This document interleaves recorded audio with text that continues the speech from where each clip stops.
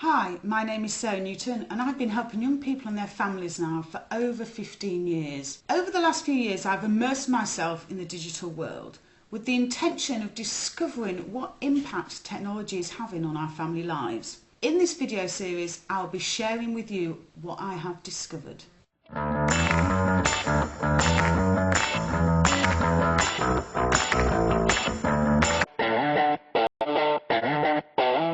Welcome back to the Screenagers. In this video we'll be talking about how you engage and motivate with this generation. We'll also be looking at the challenges with online life and what as a parent you can do to ensure that your child has a very enjoyable and balanced experience online. So how do you get through and engage and motivate the generation of Screenagers? Well, first of all, appeal to their better nature. As we've already learnt in videos, they're a very traditionalist, fair generation who are really collaborative and really want to be focused on the we of a situation rather than the I, even though it may not sometimes seem like that. And a really good way that you can do this is bring in a third party, which I call the family. So let me give you an example. In my own life I was having a challenge with my 13-year-old. We wanted to go away at the weekend and she didn't want to go and wanted to stay at home with her friends, and she was saying, I want to stay with my friends, I want to do this, I want to do that, and I was saying, well, I want to go away, and we weren't getting anywhere. So I introduced a third member to the conversation, which I called the family, and just said to her, well, what does the family need? Here's what you need, here's what I need, what does the family need? And as we spoke around what the family needed, as in the family being a third person, it was very clear that actually going away was a really, really good thing for the family.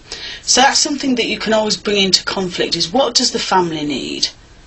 Really appeal to that fairness gene that they've got in them. Give them the freedom to choose. Now, this generation are great if you tell them what the outcome is, what you expect, and then let them figure out how they're going to do it. And what I found is that most parents get into so many arguments with their child because they tell them how it's got to be done. I can give you an example here. I'll go back to my daughter again because I don't want to use any clients on the video. And we were having a challenge with bedtime. There was, and I'm sure that the usual challenges, go to bed now, I'm not tired, etc, etc. So I just said to her, look, what I want is that in the morning you get up and you are revived, you're ready to go to school, you're willing to learn, and you get up on time. That's the outcome I want. I'm going to make you responsible for how that happens.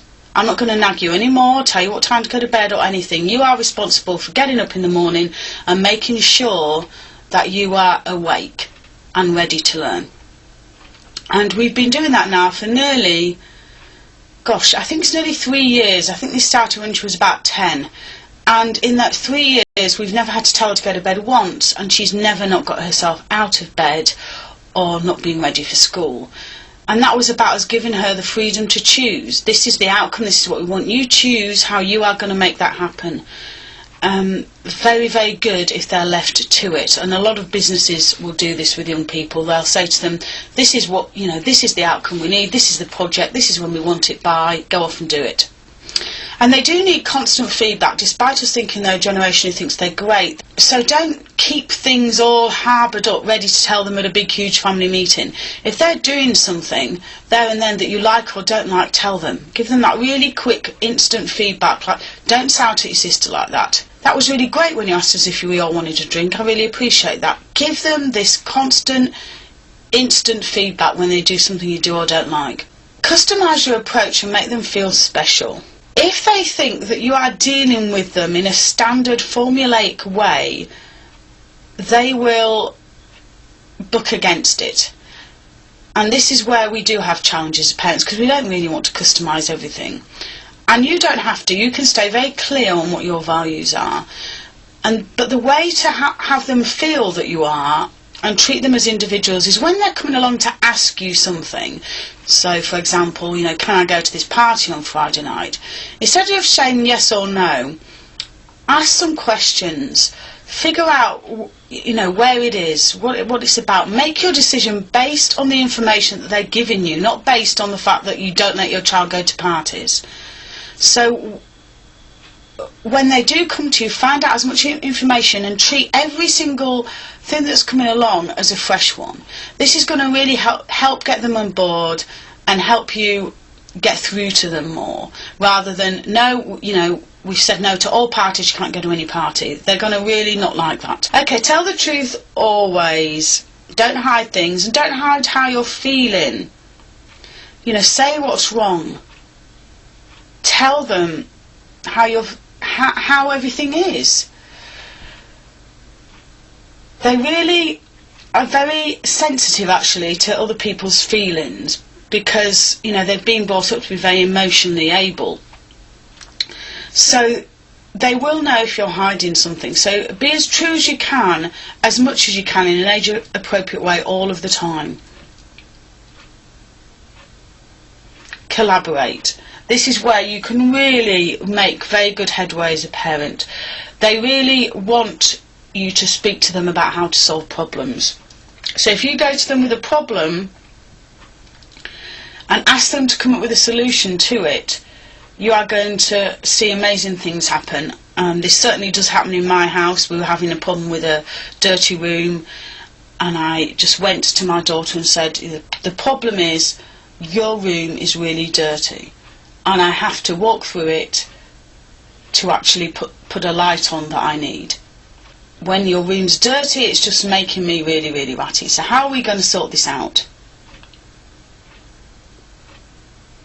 And I left her to that. I left her to come up with her own solution, and her own solution was that she would clean it up every Sunday night, which she actually does do, and we came to a deal about that, and the deal also involved that if she didn't clean it up, what would happen is I would just put everything in black plastic bags so I didn't have to stand over it.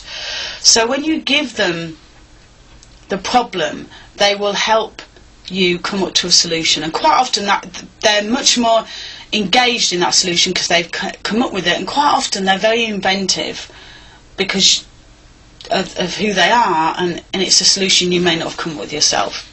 Think bright, quick and shiny. You know, this generation need entertaining, and we've seen that in the NetGen norms, and it needs to be quite quick. And if they're bored, then you'll really know about it. What I have in my house is I have what's called a fun bowl. It's a big glass bowl, and it's got pieces of paper in of fun things to do when anyone's bored. So if we are having the moments where there's nothing to do and everyone's a bit bored, we just get the fun bowl up, we pick one out and we do it. And quite often they're not things we had to pay for. They're like make a play or you know, have a Caribbean hour or something like that. They're really very inventive, and we all put things in there, so sometimes it's not just the kids stuff that comes out. And that's a really good way of keeping everything quick and entertaining. Allow them to create and innovate. If you don't do this, you really are missing out on what they are so great at. Every week in our house we have family meetings where we discuss what's gone right in the last week, what's gone wrong and what's coming up, and I really do encourage you to start having family meetings, because this is where your child is able to open up, is able to start getting creative, start innovating and start coming up with their own solutions. Make sure these family meetings are not basically adult led, so you're telling them what you've done and what you're going to do. These family meetings are places where you bring great stuff, but also places where you bring problems, and as a family you come to solutions. So really, I think for me the key is to use their skills of collaboration and get them to be creative and innovative. If you can appeal to these three elements within them, then you really have got an engaged young person.